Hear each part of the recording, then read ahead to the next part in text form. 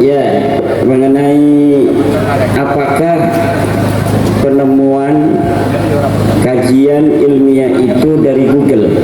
Saya mengarang tentang nasab Habib ini dengan kesimpulan mereka bukan turun Nabi. Bahasa Arab itu sudah 4 kitab. Pertama, kitab Al-Mawahib Al-Laduniyah fi Qita'i Nasabi Ba'alawi Ibni Ubaidillah. Lihat kitabnya itu ada sekian puluh halaman. Apakah ada yang sama dengan di Google? Tidak ada, karena memang itu hasil tulisan saya. Yang kedua, kitab I'anatul Akhyar fi Jawab Syekh Abdillah Mukhtar. Ini adalah jawaban kitab dari seorang ulama Sukabumi yang menjawab tesis saya. Kemudian saya jawab dengan kitab I'anatul Akhyar fi Jawab Syekh Abdillah Mukhtar. Lihat kitabnya I'anatul Akhyar, apakah kitab itu sama dengan yang ada di Google, ataukah pernah kitab semacam itu dikarang oleh orang lain. Kemudian dalam bahasa Arab juga adalah Al-Bayanu Zahabi fi Duriyatin Nabi.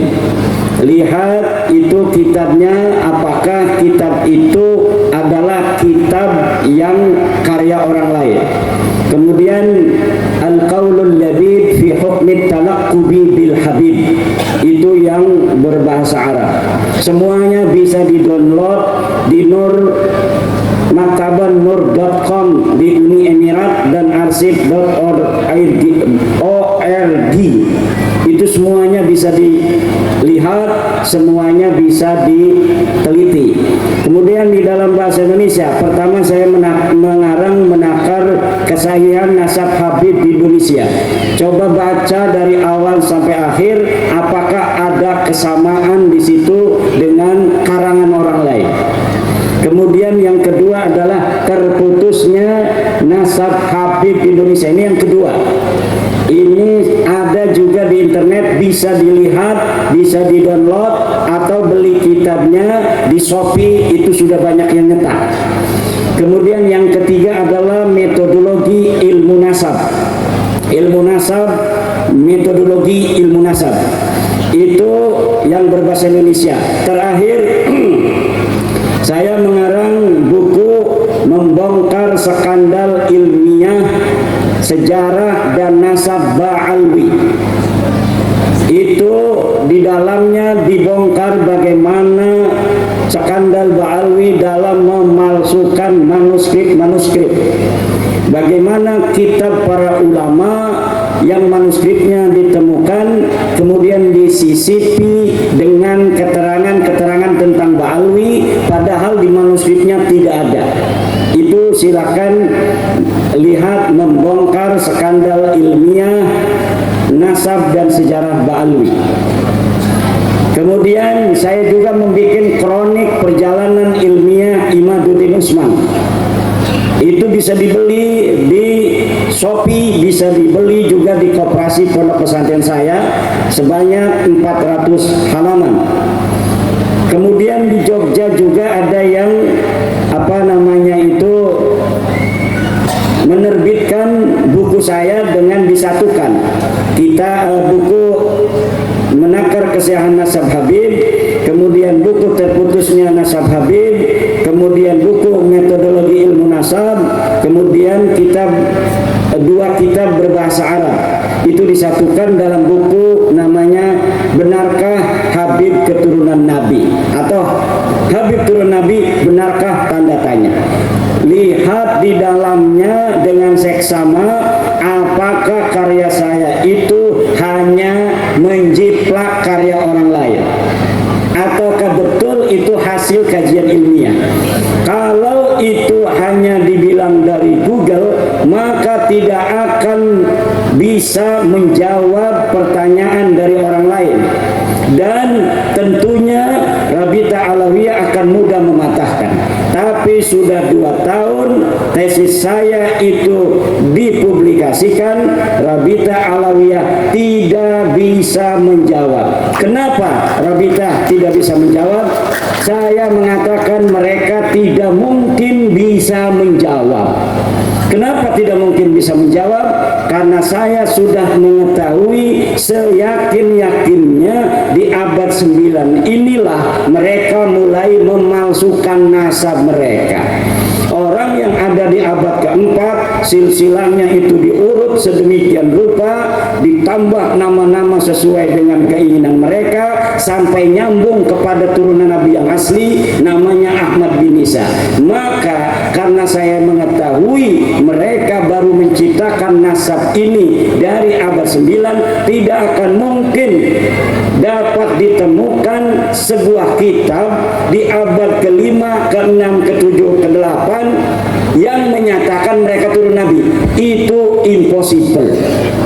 Kenapa impossible? Karena algoritma di abad 9, banyak kitab-kitab yang ada di abad 9 saya pelajari, saya teliti. Di situ terbongkar kebohongan-kebohongannya. Pertamanya mereka itu bukan mengaku Ahmad bin Isa. Mereka mengakunya adalah Ubaid bin Aun bin Ubaid bin Isa bin Alwi bin Muhammad bin Aun bin Hinham bin Aun bin Musa al-Kadhim. Itu awalnya mereka mengakunya begitu. Kemudian karena di dalam kitab nasab Musa al-Kadhim tidak punya anak Aun, mereka rupanya melihat. Akhirnya mereka pindah jalur. Nah, dari pindah jalur inilah diketahui pindah jalur ini pun mereka sebenarnya hanya mencangkok. Jadi awalnya mencangkok dari Bani Ahdal, mereka bukan Bani Ahdal, mereka mencangkok Bani Ahdal. Kemudian ketika Bani Ahdal mentok, mereka pindah ke jalur Ahmad bin Isa. Di Ahmad bin Isa juga mentok. Akhirnya sekarang mereka tidak bisa jawab. Tidak akan mungkin ditemukan di ujung dunia manapun sebuah kitab yang menerangkan Ubaid ini keturunan Nabi. Tidak akan mungkin.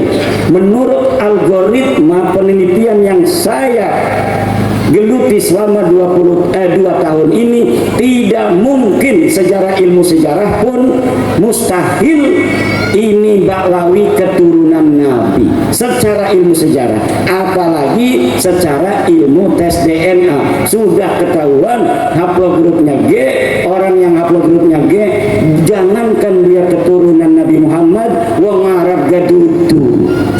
Itu.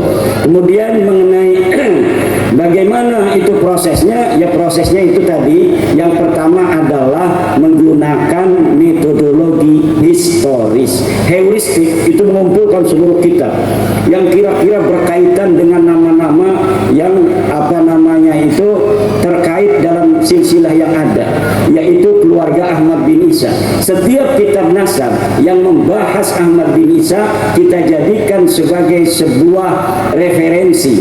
Dalam referensi itu selama 550 tahun tidak ada sama sekali yang menyatakan Ahmad bin Isa ini mempunyai anak bernama Ubaid. Itu untuk Bapak. Kemudian kitab Abnaul Imam itu kitab yang dicetak oleh Yusuf Jamalul Lail yang baru 2 tahun meninggal. Kitab itu diatribusikan pada abad ke-5, karya Ibnu Toba. Sebenarnya dia kitab abad kedua, 199 Hijriah.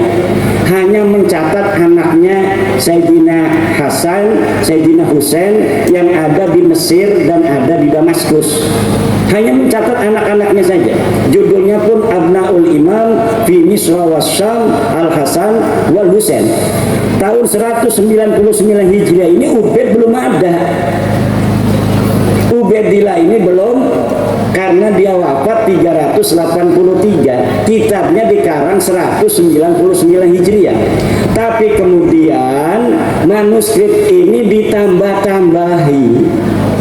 Manuskrip yang menyatakan anak Sayyidina Hasan Sayyidina Husain ditulis Sayyidina Husain anaknya ini, anaknya ini, anaknya ini sampai ke Makanya itu yang ngerti dunia sejarah kayak Rumil Abbas tidak pernah menjadikan kitab Abnaul Imam sebagai dalil kepada saya.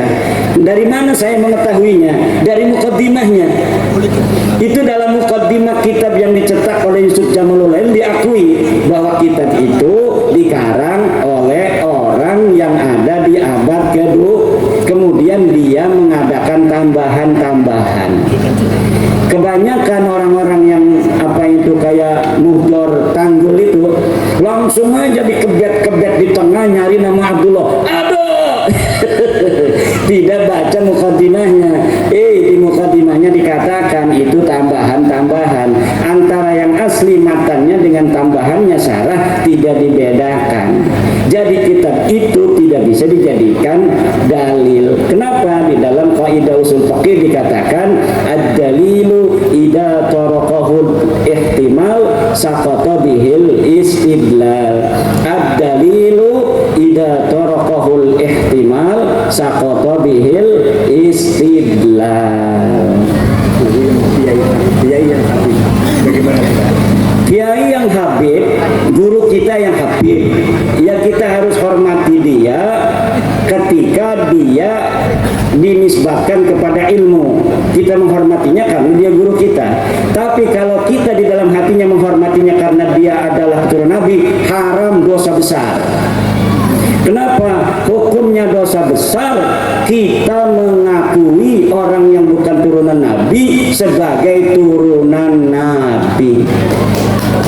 Dosa hukumnya. Kalau kita mau menghormati dia sebagai guru, itu menghormati dia sebagai guru kita itu lebih utama daripada menghormati orang karena nasabnya. Kenapa? Li'anna li'annal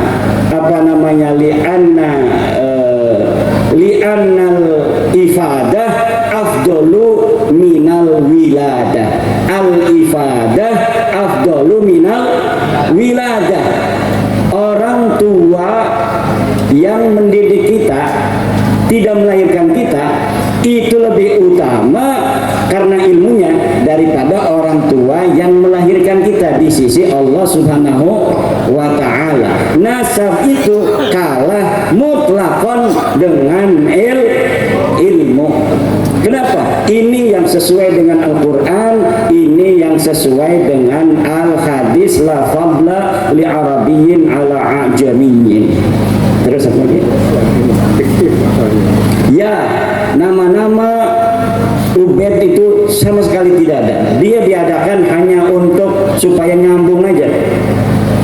Di abad 9 itu dari Ali Asakron ada 14 nama sampai Ubedillah.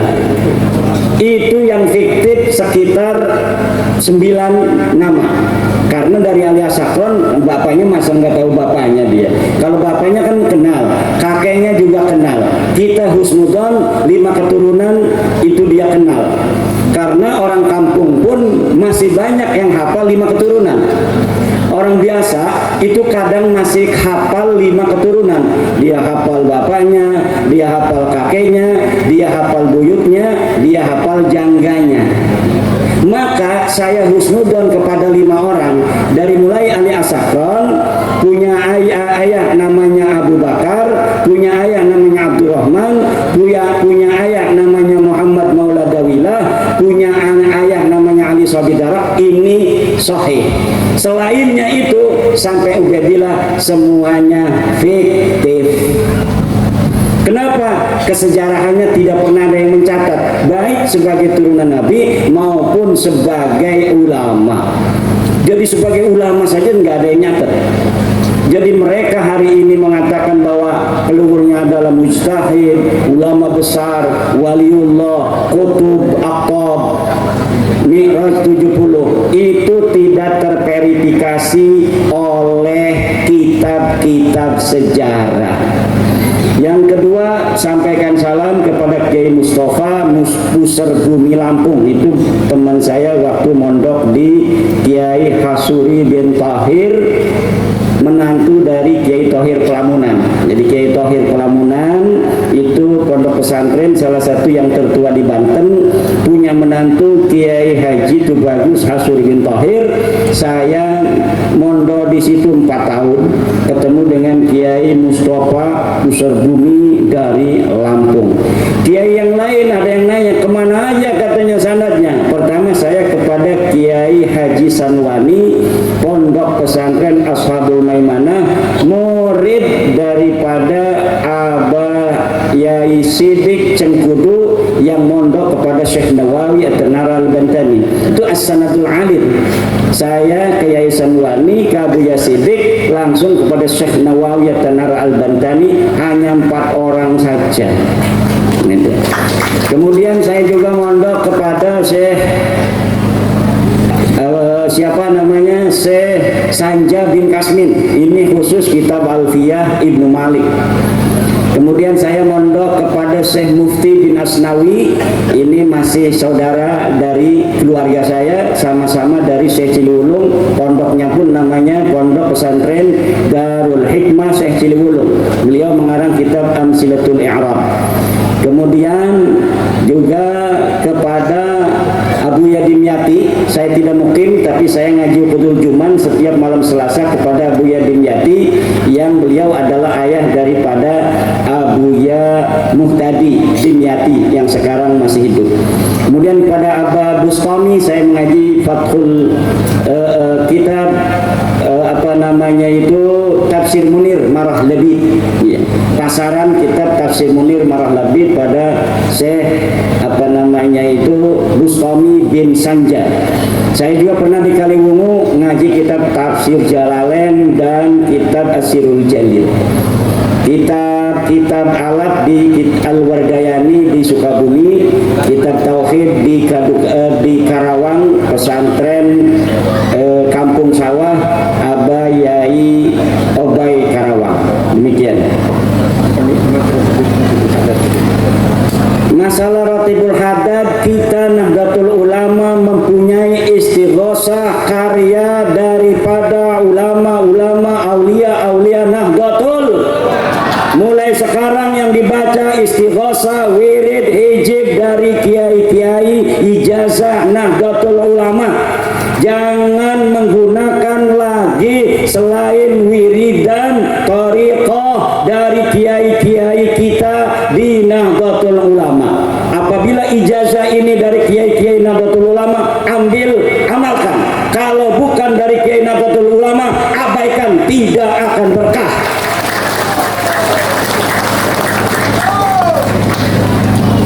Sudah ya.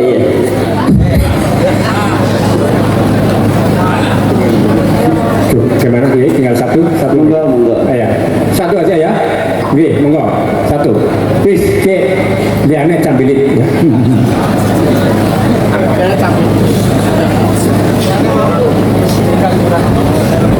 Ya. Nama ya. Assalamualaikum warahmatullahi wabarakatuh. Nama saya Nurholis dari Kebumen. Kurang lebihnya berjarak dengan rumahnya Bapak dalam musim itu 6 kilo. Tahu Pak, di mana Pak? Di Widoro Pak. Terima kasih yang saya hormati Bapak Kiai Haji Imaduddin Al-Bantani yang besar saya hormati. Kemudian sedaya para kiai, para alim ulama yang besar saya hormati setengah hari pun yang besar kami hormati. Pada dasarnya di sini adalah hukumnya hukum alam, sebab dan akibat. Kalau menurut saya, akibat dari Bapak mengkaji nasab, muncullah permasalahan seperti ini. Pertanyaannya adalah, ada dua pertanyaan yang saya harus tanyakan. Ketika kami mencintai apa yang diciptakan oleh para habaib, kami sudah laksanakan. Kemudian dari akibat dengan melakukan sebuah penelitian seperti ini, kami harus bersikap bagaimana. Kemudian yang kedua, seperti orang menciptakan sesuatu itu perlu ditelaahkan atau kalau dalam kita mengerjakan sebuah skripsi itu ada yang namanya apa itu mencari apa ya namanya, lupa, Ya, cross tag. Ah, iya seperti itu. Nah, ketika maaf ini ya, bukan berarti saya tidak meragukan kemustajaban doa panjenengan. Pernahkah jenengan ketika melakukan suatu penelitian ini meriadohkan kepada Allah Subhanahu wa taala? Dari hati dari panjenengan. Demikian, terima kasih. Assalamualaikum warahmatullahi wabarakatuh. Waalaikumsalam. Iya, jadi apakah ada kayak Imam Bukhari puasa dulu misalnya begitu? Moga. Ya, kalau saya jawabnya banyak-banyak nanti kayak Balawi. Jawabannya ada. Ya, jawabannya ada. Apa bagaimana itu nanti kita kayak Balawi itu. Iya. Kemudian tentang kalau yang lain kan ada sidang-sidang, ada tesis di S2 ada sidang. Kalau ini tesis filsafat. Kalau tesis S2 itu pembimbing ya. Pembimbingnya cuma 2. Dan Pengujinya juga cuma 4 paling gitu. Tapi kalau tesis saya ini yang uji se-Indonesia bahkan se-Malaysia. Se-Malaysia, se-Indonesia, bahkan ada dari Mekah. Kemudian ada dari Yaman, ada dari Mesir, ada dari Iran, dan semuanya tidak bisa mengalahkan Indonesia. Dan itu bisa diuji. Kita bukan hanya ngomong. Itu kayak kalau orang-orang dari luar negeri itu pengen membela nasabah alwi, kita siap untuk berdiskusi dengan